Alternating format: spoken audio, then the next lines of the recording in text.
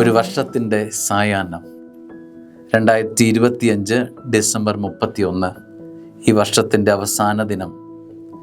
മനോഹരമായ ഒരു തിരിഞ്ഞു നോട്ടത്തിന് ഇതിലും സുന്ദരമായ മറ്റൊരു ദിനവും മണിക്കൂറുമില്ല എന്ന് ഞാൻ വിശ്വസിച്ചോട്ടെ. ലൂക്കാ സുവിശേഷം 13-ാം അധ്യായം 5-ാം വാക്യം, പശ്ചാത്തപിക്കുന്നില്ലെങ്കിൽ നിങ്ങളെല്ലാവരും അതുപോലെ നശിക്കും. പശ്ചാത്തപിക്കുന്നില്ലെങ്കിൽ എൻ്റെ അർത്ഥം എന്താണ്?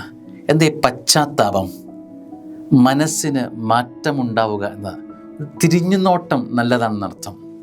കണക്ക് കൊടുക്കേണ്ട ഒരു ദിനം ജീവിതത്തിലുണ്ട്.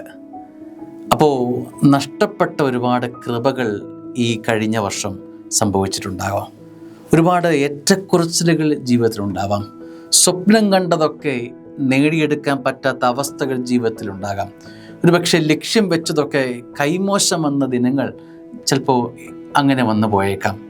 പ്രതീക്ഷിച്ചതിലപ്പുറത്തും ലാഭവും നഷ്ടവും ഒക്കെ കൈവരിച്ച ദിനങ്ങളും ഒക്കെ ജീവിതത്തിൽ വരാം. സന്തോഷത്തിനപ്പുറം കയ്പ് സ്വന്തമാക്കിയ മണിക്കൂറും അനുഭവങ്ങളും സ്വന്തമാക്കിയ വ്യക്തികളാവാം നമ്മൾ.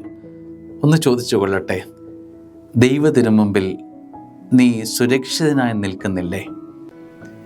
നിന്നെ ഒരു പോറൽ കൂടി വരുത്താതെ ഇപ്പോൾ ദൈവത്തിനു മുമ്പിൽ നിനക്ക് അനുഗ്രഹമായി നിൽക്കാൻ കഴിയുന്നില്ലേ? അത് മാത്രം ഓർത്തെടുത്താൽ മതി. ദൈവം നിന്നെ സ്നേഹിക്കുന്നു എന്നതിന് ഉത്തമ ഉദാഹരണമാണത്. ദൈവത്തെ മുൻനിർത്തിയുള്ള ഒരു അനുഗ്രഹത്തിൻ്റെ ഒരാണ്ടിലേക്ക് നമ്മൾ പ്രവേശിക്കുകയാണ്. ഒരു വർഷം ഇനി പുതുതായി കാൽ വെച്ച് കയറാൻ പോവുകയാണ്. കഴിഞ്ഞതിനെക്കുറിച്ച് ആകുലപ്പെട്ടിരിക്കാതെ ഇനി പുതിയതെന്ത്, അതിലേക്ക് നോട്ടം വെച്ച് യാത്ര ചെയ്യാം. കഴിഞ്ഞതിൽ നിന്ന് പാഠം ഉൾക്കൊണ്ട് പുതിയ വഴികൾക്ക് നമ്മുടെ ജീവിതത്തെ വിട്ടുകൊടുക്കാം. ദൈവത്തോട് ചേർന്നുള്ള യാത്രയായി മാറട്ടെ എന്ന് ഞാൻ പ്രാർത്ഥിക്കുന്നു. 2025 സായാഹ്നമാകുമ്പോൾ ഹൃദയപൂർവ്വം തിരിഞ്ഞു നോക്കി പറയാം, ദൈവമേ നന്ദി. God bless you.